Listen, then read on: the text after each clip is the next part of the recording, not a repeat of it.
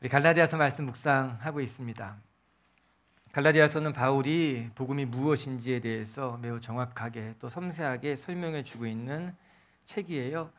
지난주에 살펴본 것처럼 복음이란 무엇인가, 그리스도께서 이 악한 세대에 우리를 건지시기 위해서, 우리의 죄를 대속하기 위해서 자기 몸을 내어주신 것, 그것이 복음이다. 성경은 분명히 그렇게 말했습니다. 예수 그리스도께서 이 죄악된 세상에서 우리를 건지시기 위해서 우리 곁으로 오신 거예요. 멀리서 구경하지 않고 방관하지 아니하시고 말씀만 하신 것이 아니라 예수님이 직접 인간의 몸으로 우리 곁에 오셔서 우리를 죄악된 세상에서 건지셨다는 이 사실이 복음이다. 성경이 이야기하고 있습니다.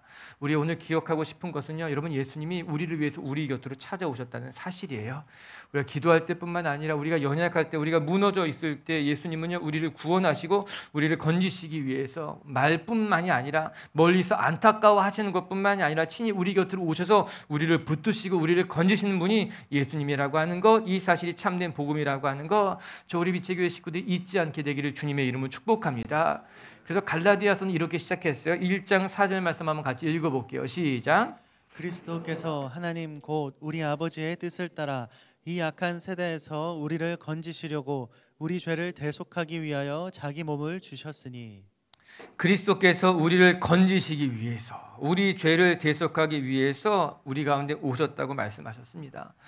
더 놀라운 것은 그것이 하나님의 뜻이다, 이렇게 말씀하는 건 아니겠습니까? 예수님께서 우리 곁에 오신 것이 하나님의 뜻이었어요. 우리를 구원하시고 우리를 건지시는 것이 하나님이 원하시는 일이었고요, 하나님의 뜻이고 하나님의 계획이었고, 그것을 예수님이 이루셨다라고 하는 겁니다. 이것이 복음이에요. 거룩한 능력이라고 하는 겁니다. 예수님이 우리를 위해서 행하신 일이다. 우리 빛의 교회 성도 여러분, 잊지 않으시길 바랍니다. 예수님께서 우리 곁에 오셔서 우리를 붙드시고 우리를 구원하시고 우리를 건지시는 것에는 하나님의 뜻이었고요, 하나님이 원하시는 것이고요, 지금 하나님은 그 일을 위해서 일하시는 분이 우리 하나님이라고 하는 거예요. 그래서 복음은 이 바울을 변화시키게 됩니다. 바울이 가는 곳마다 이 복음 때문에 감격했고 복음을 전했고, 그 결과로 말미암아 교회가 세워졌어요. 그리고 바울은 그렇게 세워진 갈라디아 교회에 편지를 쓰고 있는 것 아니겠습니까? 갈라디아서를 묵상하면서 우리는 복음이 무엇인지 정확히 알게 됩니다. 그리고 묵상하게 됩니다. 그런데 갈라디아서가 주는 축복이 한 가지가 더 있습니다. 이는 초대 교회에 있어서 가장 위대했던 사도 중에 하나인 이 바울의 삶을 이 갈라디아서를 통해서 들여다볼 수 있다라고 하는 거예요. 바울이 쓴 이 갈라디아서 안에는 복음이 무엇인지에 대해서 너무나 잘 소상히 나와 있지만, 그것도 유익하지만 그와 더불어서 바울이 복음에 대해서 증언하면서 자신의 삶에 대해서 간간히 설명해 주고 있더라고요. 그리고 그 바울의 삶을 들여다보는 것이 우리에게는 유익해요. 너무너무 감사한 일이에요. 너무나 소중한 시간이라고 하는 겁니다. 당시 믿음의 거장이었던 바울이 어떻게 살아왔는가, 그의 삶의 원칙이 무엇이고, 그런 어떻게 사명을 감당해낼 수 있었을까, 바울이 처해진 상황에서 어떻게 사명을 감당했을까, 오늘 말씀이 보여주고 있는 것 아니겠습니까? 사랑하는 빛의 교회 성도 여러분, 우리가 이 바울의 고백을 들여다볼 텐데요, 바울의 삶을 들여다보면서 그의 삶의 원칙도 발견하면서 우리 빛의 교회 식구들이요, 바울처럼 하나님 앞에 귀하게 쓰임바 되고 여러분의 삶이 의미 있는 가치 있는 삶으로 거듭 태어나면서 여러분의 신앙도 성장해가고 성숙해져가는 그런 시간이 되시기를 주의 이름으로 축복합니다. 첫 번째, 오늘 말씀을 통해 우리가 배워야 될 거, 이 복음을 통해서 바울의 삶이 놀랍게 변했는데요. 어떻게 변했는가? 바울이 이제 사람 바라보고 살지 않고 하나님 바라보며 살아간 인생이 됐다라고 하는 겁니다. 복음을 통해 바울이 가장 크게 변한 것이 무엇인가? 이제는 사람을 바라보지 않고 하나님만 바라보게 되었다. 우리 10절의 말씀 같이 한번 읽겠습니다. 시작. 이제 내가 사람들에게 좋게 하랴, 하나님께 좋게 하랴, 사람들에게 기쁨을 구하랴. 내가 지금까지 사람들의 기쁨을 구하였다면 그리스도의 종이 아니니라. 10절의 말씀을 통해서 바울은 자신의 삶을 설명해 주고 있습니다. 내가 지금까지 어떻게 살아왔는가? 나는 이제 사람을 좋게 하기 위해서 살아온 인생이 아니라 하나님을 기쁘시게 하기 위해서 살아온 삶이었다, 설명하고 있는 거예요. 멋진 고백이지 않습니까? 사람들의 마음에 들기 위해서 몸부림쳤다는 것이 아니라 나는 오직 하나님만 바라보고 하나님의 마음에 합한 사람이 되는 것이 바울의 삶의 목적이었어요. 소명이었어요. 그리고 바울은 그렇게 살아왔다라고 하는 겁니다. 바울이 예수님을 만나고 나서 가장 크게 변한 것이 무엇일까? 저 바로 이 점이라고 생각합니다. 바울은 예수님을 만나기 전까지 그는 유대 사람으로서 유대 사람이 걸어가는 가장 이상적인 길을 걸어온 사람이었어요. 유대인 중에 유대인, 바리새인 중에 바리새인, 가말리엘이라고 하는 아주 위대한 선생님의 문화생으로 들어가서 율법을 철저히 배웠던 사람 아니겠습니까? 뿐만 아니라 오늘 본문에 보게 되면 다른 유대인들보다도 나의 열심이 특심이었다, 그렇게 말하고 있어요. 그렇기 때문에 바울은요, 당시 그 유대 사회의 가장 큰 위협이라고 여겨졌던 교회를 대적하는 일에 있어서 바로 최전선에 서게 됩니다. 그래서 교회를 핍박하고 박해하는 일이 자신의 일인 것처럼 열심히 수고한 인생을 살아왔던 건 아니겠습니까? 무슨 말이겠어요, 여러분? 이 바울이라고 하는 사람이요, 이 유대 사회 속에서는요, 사람들 앞에 뒤지지 않는 사람이었다라고 하는 거예요. 가장 이상적인 촉망받는 삶을 살아왔던 사람이 바울이었는데, 그가 이제 예수님을 만나게 되자, 복음을 이해하게 되자 그의 삶이 180도 전혀 달라지게 됐다라고 하는 거예요. 지금까지 살아왔던 삶을 다 내려놓고 오직 하나님만 바라본 인생이 되었다, 성경이 이야기하고 있는 것 아니겠습니까? 그리고 그가 고백하는 것이 이것이에요. 내가 지금까지는 사람들을 좋게, 사람들을 바라보고 살아왔을지는 모르지만 내가 예수님을 만나고 난 이후에는 나는 이제 사람에게 인정받는 것, 사람들에게 보이려고 살지 아니하고 오직 하나님 한 분만을 바라보면서 나의 삶의 모든 것이 하나님 안에 달려있었다, 그렇게 고백하고 있는 것 아니겠어요? 사랑하는 빛의 교회 성도 여러분, 오늘 바울이 그렇게 말할 것뿐만 아니라 또 이렇게 말합니다. 10절에 보니까요, 사람들의 기쁨을 구하랴, 이렇게 나오잖아요. 내가 사람들의 기쁨을 구하랴. 쉬운 성경을 읽어보게 되면요, 내가 사람을 기쁘게 하려 한다면, 이렇게 설명하고 있더라고요. 무슨 말이겠습니까? 내가 지금까지 내가 사람들에게 인정받으려고 하지도 않았고, 또한 나는 다른 사람들을 기쁘게 하려고 행하지도 않았다라고 하는 거예요.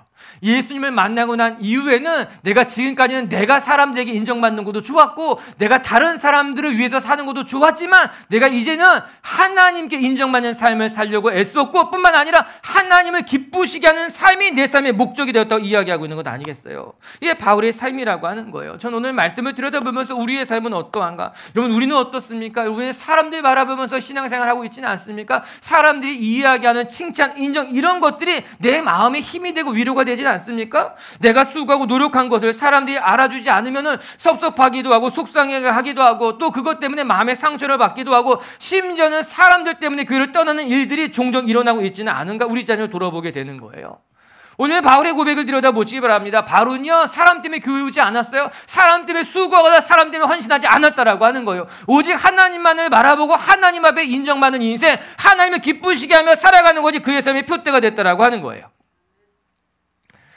바울이 성공한 바울이 초대교회에서 기둥과도 같은 사람이었잖아요. 바울의 삶을 성공적이었다 표현하는 것은 만족스럽지 않지만 그래도 바울의 신앙, 바울의 사역은 성공적이었잖아요. 그럼 바울의 사역이 성공적일 수 있는 비결을 하나 꼽자면 그가 사람을 바라보지 아니하고 하나님만 바라보았기 때문에 그가 사역에 성공할 수 있었던 것 아닌가, 그런 생각해 보게 되는 거예요. 바울은 그렇게 살아왔어요. 그렇게 사역했어요. 사명을 이렇게 감당했다라고 하는 거예요. 하나님만 바라보면서 사역했고요. 하나님께 받기 위해서 참고 견디고 인내했고요. 하나님을 기쁘시게 하기 위해서 매일매일 헌신의 길을 걸어가게 된 것 아니겠습니까?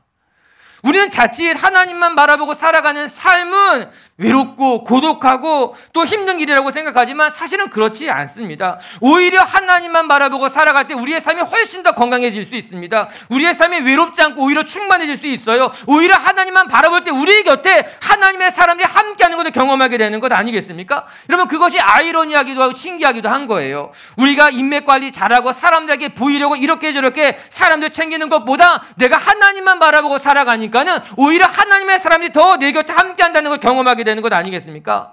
우리 얼핏 생각하기에는요, 사람들에게 듣기 좋은 말 해야지, 내가 사람들 관리해야지, 그래야지만 내가 외롭지 않을 거야 생각하지만요, 그렇지 않더라고요. 내가 믿음을 지키고요, 내가 하나님만 바라보고 내가 한결같은 길을 걸어가게 되면요, 오히려 하나님의 사람이 내 곁에 있는 것을 발견하게 됩니다. 어떻게 이런 일이 일어날까? 너무너무 단순합니다. 유유상종이란 말이 있는 것 아니겠어요? 비슷한 사람들이 몰려든다라고 하는 거예요. 사람만 바라보고 사람만 의지하는 사람들에게는요, 그런 사람들이 모이는 거예요.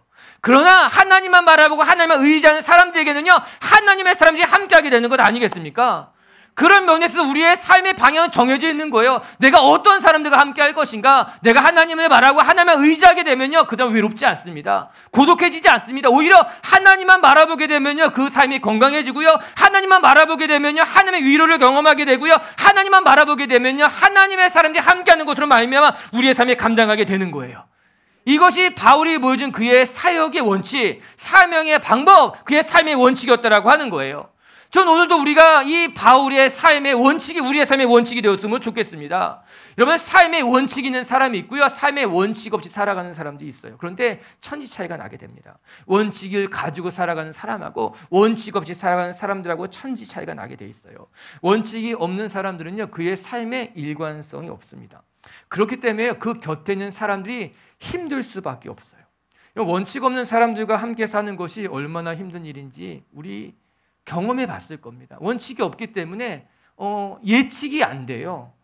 어려워요. 사실 이 세상은요, 원칙을 만들어 놓고 그 원칙을 지키며 살아가기 때문에 함께 공존해 살아갈 수 있게 되는 거예요. 우리나라는 자동차 운전할 때 우측 통행이 원칙이잖아요. 다 우측 통행하게 되어 있어요. 그렇기 때문에 좁은 길에서 차를 마주친다 하여도 우리는 아무 말 하지 않아도 나는 차를 내 우측으로 몰게 되는 거죠. 상대방 역시 자기 차를 자기 우측으로 몰기 때문에 차가 좁은 길에 만나도요, 지나갈 수 있게 되는 거예요. 그런데 나는 그 원칙에 따라서 내가 우측으로 갔는데 상대방 차가 우측으로 가지 않고 나 있는 쪽으로 오게 되면은 우리 어떻게 됩니까? 저 사람 초보 운전인가? 왜 저러는 건가? 이해할 수 없는 거죠. 이해할 수 없을 뿐만 아니라 지나갈 수가 없게 됩니다. 혼란스러워지게 되는 거죠. 다 우리 안에 정해진 원칙이 있고 그 원칙 따라 살아가게 됐을 때 비로소 건강해질 수, 온전해질 수 있게 되는 것 아니겠습니까? 바울은 사람을 바라보지 않고 하나님만 바라보며 살아간다는 것이 그의 사명, 그의 삶의 원칙이었고 그 원칙을 지키며 살아갈 때 하나님께서 함께 하시고 하나님이 그의 사역에 열매 맺게 하신 것 아니겠어요? 우리 빛집의 식구들도요, 이 바울이 살아가는 그 삶의 원칙, 사람 보지 않고 하나님 바라보며 살아가는 것, 그것이 우리의 삶에도 기도 제목, 우리의 삶에도 원칙이 되어서 여러분이 늘 하나님을 주목하고 하나님만 바라보며 살아갈 때 하나님의 은혜를 누릴 수 있는 분들 되시기를 주님의 이름으로 축복합니다. 두 번째, 또 말씀을 또 한 가지 배우게 되는 것인데 그건 무엇인가 하면요, 바울은 이 복음으로 말미암아 점점 더 멋지고 아름다운 삶으로 변해져 갔다라고 하는 거예요. 이 복음이 바울의 삶을 놀랍게 바꾸어 놓았다라고 하는 겁니다. 우리 13절과 14절의 말씀 한번 읽어볼게요. 13절 14절 말씀 시작. 내가 이전에 유대교에 있을 때 행한 일을 너희가 들었거니와 하나님의 교회를 심히 박해하여 멸하고 내가 내 동족 중 여러 영갑자보다 유대교를 지나치게 믿어 내 조상의 전통에 대하여 더욱 열심히 있었으나 바울이 예수님 만나기 전의 모습을 설명해 주고 있습니다. 바울은 예수님 만나기 전에는요, 유대교에서 매우 열심인 사람이었어요.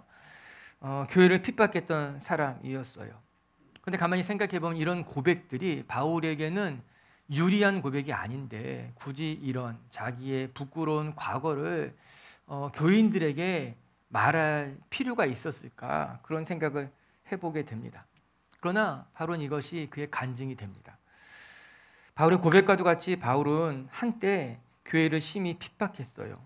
유대교에 있을 때는 누구보다도 율법에 열심히 사람이었어요. 그 율법을 지키기 위해서 온 힘을 다했을 뿐만 아니라 심지어는 하나님의 교회까지도 핍박했어요. 그 일에 가담했던 사람입니다. 그런데 이렇게 교회를 핍박했던 바울이 어떻게 한순간에 교회를 위해서 자신의 삶을 헌신하며 교회를 개척하는 사람으로 변할 수 있었을까? 그것이 바로 바울이 이야기한 복음의 능력이라고 하는 겁니다. 복음은요, 예수님을 만난 사람들은요, 그의 삶에 놀라운 변화가 일어나게 되어 있습니다. 내가 변하려고 하지 않아도 복음을 만난 사람, 예수님을 만난 사람은 변하게 되어 있어요. 사람이 변하는 게 쉽지가 않을 수 있습니다. 그러면 사람이란 존재가 매우 고집스러운 존재 아니겠습니까? 그래서 잘 남을 인정하려고 하지 않습니다. 잘 스스로를 바꾸려고 하지 않습니다. 내가 바꾸는 게 아니라 남이 변해야 된다고 생각하지 않습니까? 심지어는 내 자신이 틀린 줄 알면서도 고집을 부립니다. 나 그냥 이렇게 살겠다. 우리 그런 분들 많이 봅니다. 나 잘못된 거 알지만 나 그냥 이렇게 살아가겠다. 고집이 있는 거죠. 내가 변하고 싶지 않다라고 하는 거예요. 이렇게 사람이 변한다는 것은 결코 쉬운 일이 아닐 겁니다. 뿐만 아니라 우리의 삶에는 관성이라고 하는 것도 있어요. 내가 살아온 삶의 모습이 있기 때문에 그냥 그렇게 살아가게 되는 것이죠. 그냥 그 방향으로 흘러가게 되는 힘이 있는 거예요. 습관이라고도 말할 수 있을지 모릅니다.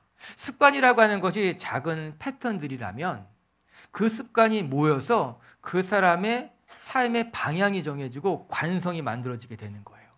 그렇기 때문에 그 삶을 바꾼다는 것이 그 관성을 멈추거나 그 관성의 방향을 바꾼다는 것은 매우 어렵습니다.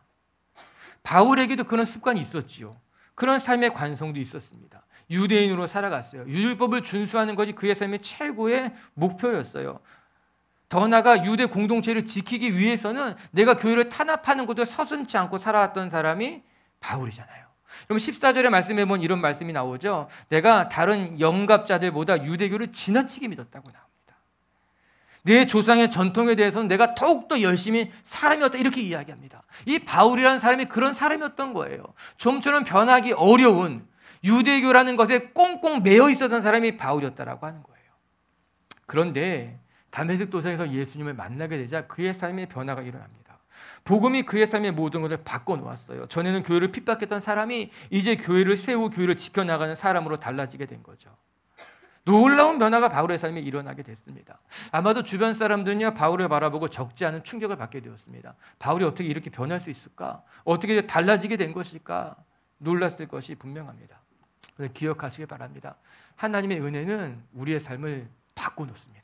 아무리 우리 마음이 딱딱하게 굳어있다 할지라도, 아무리 우리의 삶이 무너져 있다 할지라도 하나님을 만나면요, 복음이 우리 가운데 찾아오게 되면요, 그 복음은 우리의 삶을 변화시키고요, 우리를 더 아름다운 모습으로 바꿔가게 된다라고 하는 거예요. 하나님의 은혜가 우리의 삶의 생기를 불어넣게 되는 거예요. 하나님의 생기가 우리 가운데 들어오게 되면은 마른 뼈와 같은 인생의 큰 군대와 같이 되는 거예요. 내가 감당할 수 없는 일들을 감당하게 되는 거예요. 나의 삶의 방향이 바뀔 뿐만 아니라 그 방향에 능력이 나타나게 되는 것 아니겠습니까? 모세는 미디안 광야에서 40년 동안 잊혀진 존재로 무력하게 살아왔지만 하나님의 떨기 가운데에서 그를 만나게 되자 그는 이스라엘을 출애굽시키는 놀라운 지도자로 쓰임받게 된 것 아니겠습니까? 여러분, 기도는요, 포도주 틀에서 밀을 타자 갔던 만큼 두려움에 쌓여있는 존재에서 겁쟁이 같은 인생이었지만 하나님께서 그를 큰 용사에 부르시게 되자 여러분, 사사시대 그 가장 어두웠을 때 이스라엘을 구원하는 위대한 사도로 거듭 태어나게 됐던 거죠. 예레미야를 생각해 보시기 바랍니다. 나는 아이와 같은 자라, 나는 하나님의 사명을 감당할 만한 사람이 아닙니다라고 뒷걸음질 쳤지만 하나님께서 그의 기름 부으시게 되자 예레미야는요, 남유다가 멸망하는 그 가장 어려운 때에 정말로 없어서는 안 될 귀한 선지자로 쓰임받게 되었어요. 아모스는요, 뽕나무를 배양하는 사람이었지만요, 북이스라엘의 최악의 시대 가운데 하나님의 부르심을 받아서 말씀을 담대하게 선포한 선지자로 거듭 태어나게 되는 거 아니겠습니까?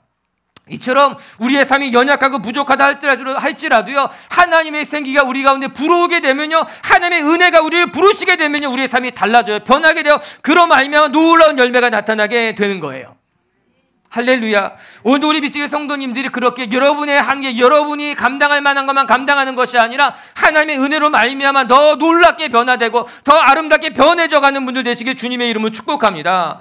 다시 본문으로 돌아오게 되면은 바울이 갈라디아 교회에 편지를 쓰면서 왜 이런 이야기를 했을까요? 내가 전에 이렇게 부끄러운 사람이었는데 내가 이제 이렇게 달라졌습니다. 바울 마음의 간증이었던 거예요. 내가 지난 과거를 숨기고 싶지만 내가 이렇게 변한 이 모습이 너무나 감사하고 너무나 좋기 때문에 과거를 숨기지 않아도 된다는 거예요. 내 자신이 점점 더 달라지는 모습을 보여주고 싶었다라고 하는 것 아니겠어요? 맞아요. 바울은요, 자신의 변한 모습을 보여주는 것이 기뻤어요. 내가 예수님을 만나고 나니 내가 이렇게 달라졌습니다. 내가 복음을 만나고 나니 내 삶에 이런 변화가 일어났습니다. 이것을 여러분에게 전하고 싶습니다. 바울의 고백인 것이죠. 갈라디아서가 우리에게 주는 매우 유익한 점일 거예요. 바울의 자신의 삶을 들여다볼 수 있었어요. 바울의 마음이 어떻게 변했는지 알 수 있게 되는 거죠. 전 우리 빛의 식구들이 우리가 지난날 어떠한 삶을 살았는지 그거 중요하지 않습니다. 하나님 만나면요, 연약한 인생을 통해 하나님께서 일하시기 때문인 거예요. 바울이 갈라디아 교회에 이 편지를 썼을 뿐만 아니라 바울이 영적으로 아끼는 자기의 아들 디모데에게도 이 비슷한 말을 한 게 디모데 전서에 나와. 이 말씀 한번 같이 읽어볼게요. 시작. 나를 능하게 하신 그리스도 예수 우리 주께 내가 감사함은 나를 충성되이 여겨 내게 직분을 맡기심이니 내가 전에는 이방자요 박해자요 폭행자였으나 도리어 긍휼을 입은 것은 내가 믿지 아니할 때 알지 못하고 행하였습니다. 내가 나를 능하게 하신 하나님 앞에 감사하는 것은 내가 전에는 핍박자요, 비방자요, 박해자요, 정말 폭행자였지만 하나님이 나를 부르신 것으로 말미암아 내 삶이 이렇게 놀랍게 달라졌습니다. 내 삶의 놀라운 은혜가 시작이 되었습니다. 심지어 내가 하나님의 사명을 감당하는 사람으로 하나님이 나를 부르셨습니다. 고백하고 있는 것 아니겠어요? 바울이 자기의 영적인 아들 디모데에게 고백하고 있는 거예요. 내가 부족한 사람이었어. 내가 과거에는 폭행자였고 박해자였지만 내가 이렇게 변했단다. 복음은 이런 능력이 있단다. 복음이 이렇게 나를 놀랍게 변한단다. 여러분, 시간이 흐르면서요, 정말 점점 더 좋아지는 사람도 있지만요, 시간이 흐르면서요, 점점 더 좋지 않은 모습으로 변해져 가는 사람들도 적지 않습니다. 우리 그런 사람들 바라보면요, 속상하기도 하고 두렵기도 합니다. 나도 나이가 들면서, 나도 시간이 지나면서 점점 더 이렇게 좀 부끄럽게 변해가지는 않을까. 오늘 말씀을 들여다보면서 바울은 비록 과거에는 부끄러운 인생이었을지 모르지만 그의 삶은 점점 더 아름답게, 점점 더 멋있게, 점점 더 하나님 앞에 성숙하게 모습으로 달라져 가고 있었어요. 전 우리 비치기 식구들도요, 시간이 흐를수록 여러분이 더 멋있는 인생, 더 아름다운 인생, 시간이 흐를수록 정말 내가 잘 변했다 고백할 수 있는 하나님의 백성들 되시기를 주님의 이름으로 축복합니다. 예수님은 가능하십니다. 나는 할 수 없지만요, 우리 가운데 복음이 들어오면요, 우리 가운데 예수님이 함께 하시면 달라지게 될 거예요. 여기 중요한 말씀이 한 절 더 덧붙여지고 있는데 우리 15절 말씀 한번 읽어볼게요. 시작. 그러나 내 어머니의 태로부터 나를 택정하시고 그의 은혜로 나를 부르시니가. 바울의 삶이 이렇게 놀라운 변화가 일어났는데 바로 고백하리 이 놀라운 변화가 우연히 일어난 것이 아니라 사실은 하나님이 오래전부터 예비해 놓으신 은혜였습니다. 고백하고 있는 거예요. 내 삶에 놀라운 일들이 일어나는데 그 모든 일들이 우연히 일어난 줄 알았는데 우연히 일어난 것이 아니라 우리 어머니가 나를 모태 지을 때부터 하나님이 예비하신 은혜였다는 것을 내가 비로소 깨달았다. 이 말씀하고 있는 것 아니겠습니까? 맞아요. 사랑하는 미치교회 성도 여러분, 바울이 이방인의 사도가 된 것은 그가 원한 것이 아니었어요. 사람들이 그를 추대한 것이 아니었어요. 우연히 일어난 것도 아니라 그가 이방인의 사도로 이렇게 부름을 받아서 멋있게 그의 삶이 쓰임받게 된 것은 하나님이 오래전부터 창세전부터 예비해 놓으신 일이었습니다.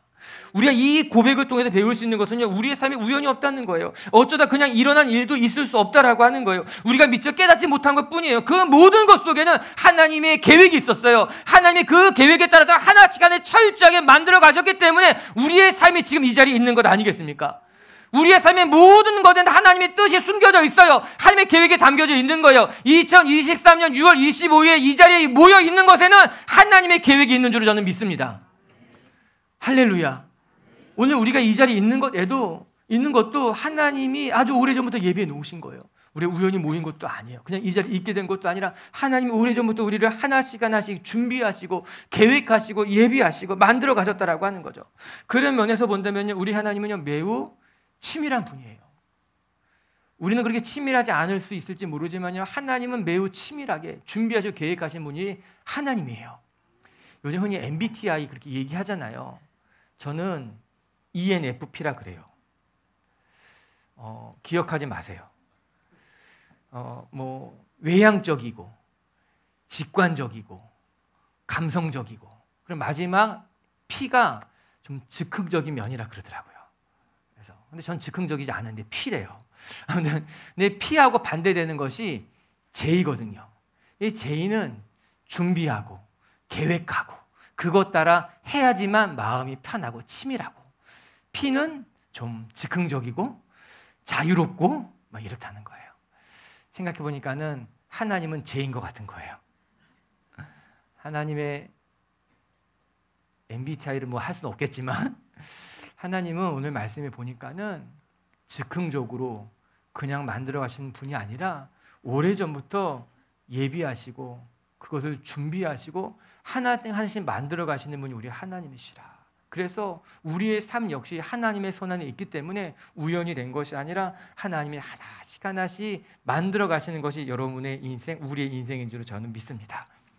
모두 우리 비치교 성도 여러분들이 하나님의 계획하심 아래에서 복음으로 예수님으로 점점 더 아름답게 변화되어 가고 그러면 삶에 더 아름다운 열매가 맺혀가는 성도님들 되시기를 주님의 이름으로 축복합니다. 세 번째 한 가지만 더 같이 묵상할 것은요, 오늘 바울의 삶에 대해서 들여다보고 있는 것 아니겠습니까? 바울의 삶이 어떠했는가? 바울은 사람 보지 않고 하나님만 바라보는 인생이었다. 그게 바울의 원칙이었어요. 두 번째, 바울은 예수님 때문에 놀라운 변화를 경험했다라고 하는 거예요. 그리고 세 번째, 끝으로 한 가지 더 살펴볼 것은요, 바울은 인생의 중요한 시점에 사람을 찾지 않고 하나님과 함께 하나님을 독대하며 자기의 삶의 중요한 것들을 결정해 갔습니다. 고백하고 있더라고요. 이게 또 참 우리가 중요하게 배워야 될 바울이 주는 교훈 중에 하나입니다. 우리 16절과 17절의 말씀 한번 같이 읽어볼게요. 시작. 그의 아들을 이방에 전하기 위하여 그를 내 속에 나타내시기를 기뻐하셨을 때에 내가 곧 혈육과 의논하지 아니하고 또 나보다 먼저 사도된 자들을 만나려고 예루살렘으로 가지 아니하고 아라비아로 갔다가 다시 다메섹으로 돌아갔노라. 바울이 전하는 복음이 사람으로부터 말미암는 것이 아니라 하나님이 주신, 하나님께서 내게 계시하신 복음이라는 것을 설명하기 위해서 이 말씀을 쓰고 있는데, 이 말씀 속에 바울의 삶이 어떠했는지를 우리가 발견할 수 있게 되는 겁니다. 바울은 인생의 중요한 때에 사람을 찾지 않고 오히려 조용한 곳 아라비아 광야로 나아가 하나님과 함께하는 시간을 가졌다 고백하고 있습니다. 우리가 주목해야 될 바울의 삶의 모습이겠죠. 바울은 복음을 깨닫고 난 이후에 내가 이 복음을 어떻게 전해야 될까? 하나님이 내게 원하시는 사명이 무엇일까? 사람과 상의하지 않았답니다. 그리고 이 원칙이 바울의 원칙인과 동시에 우리의 삶의 원칙이 되어야 하지 않을까? 우리가 이제 신앙생활 해가면서 물론 목사님의 말도 듣고 또 우리 영적인 멘토의 말도 듣고 상의하는 것은 중요한 일입니다. 그래야지 우리가 실수하지 않습니다. 그런데 때로는 사람에게 상의할 것이 있고 하나님과 함께 이제 나누어야 될 것들이 있다라고 하는 거예요. 이 두 가지를 칼같이 나눌 수 없겠지만 우리는 스스로 이것을 서서히 깨닫게 될 것입니다. 내가 하나님과 결정해야 되겠다. 이것은 하나님의 음성을 들어야지만 내가 감당할 수 있겠다. 이럴 때 우리는 사람에게 나가지 아니하고 하나님에게 나가, 광야로 나가 하나님과 독대한 시간이 필요한 거죠. 아라비아로 간 이유가 무엇인지 정확하게 기록되어 있지는 않습니다. 그런데 오늘 본문에서 몇 가지 힌트는 발견할 수가 있습니다. 바울이 무엇이라고 고백했는가? 내가 혈육과 의논하지 않았다고 말합니다. 또 두 번째는 나보다 먼저 사도된 자들을 만나려고 하지도 않았다고 말합니다. 이 말씀들 속에서 중요한 힌트를 발견하게 되는 거예요. 바울은 이 일을 결정하는 데 있어서 자신의 삶의 중요한 무엇인가를 결정하는 데 있어서 때로는 내게 익숙한 사람들, 익숙한 방식에서 벗어나서 내게 말씀하신 하나님의 음성을 온전히 듣기 위해서 노력했다라고 하는 겁니다. 내가 늘 머물렀던 곳, 내가 늘 만나는 사람들을 떠나서 내게 좀 낯선 곳으로 가서 내게 말씀하시는 하나님의 음성을 듣기 위해서 수고했다는 거예요. 노력했다라고 하는 거예요.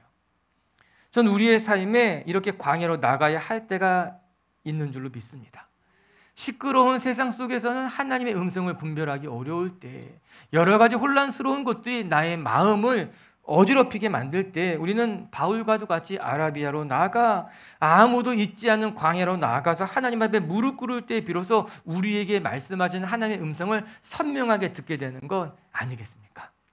여러분, 고독은 우리를 외롭게 만들지 않습니다. 고독과 외로움은 구분된 것입니다. 우리가 하나님 앞에 나갈 때 우리는 고독할지 모르지만 그 고독 속에 함께 하시는 하나님을 만나게 되고요. 그 속에서 말씀하시는 하나님의 음성을 듣게 될 줄로 저는 믿습니다. 그래서 저는 우리 미치교회 식구들이 하나님과의 시간을 늘 가져볼 수 있는, 늘 사람들 속에서 머물고 그 속에서 위로받으려고 하는 것이 아니라 사람 곁을 떠나서 하나님 앞에 머무는 것으로 말미암아 하나님의 음성을 주목하고 하나님이 나에게 말씀하시는 것에 귀를 기울이면서 여러분의 영혼이 살아나고 여러분의 사명이 선명해지는 것을 경험할 수 있는 하나님의 자녀들이 되시기를 주의 이름으로 축복합니다. 말씀을 정리하도록 합시다. 오늘 바울은 자신의 이야기를 통해서 신앙인이 어떻게 살아가야 하는지 너무나 귀한 본을 보여주고 있습니다.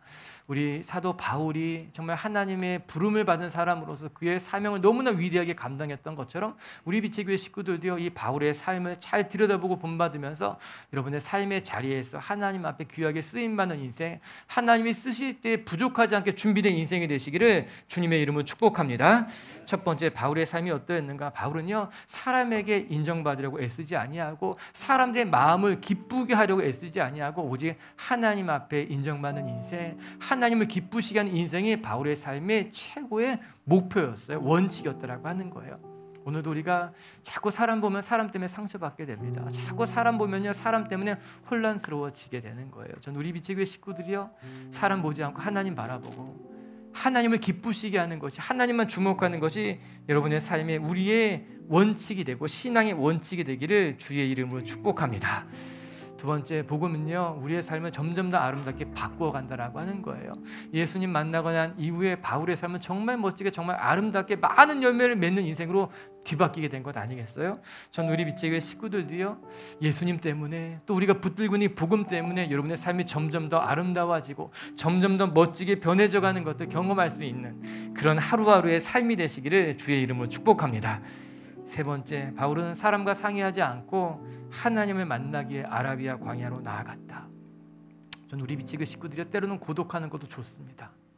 잠잠히 머무는 것도 좋습니다. 그래서 사람의 소리가 너무 시끄럽게 들린다면 그 모든 자리를 떠나서 하나님 앞에 무릎 꿇고 하나님의 소리를 선명하게 들을 줄 아는, 그래서 주님과 친밀하게 동행하는 성도님들 되시기를 주의 이름으로 축복합니다.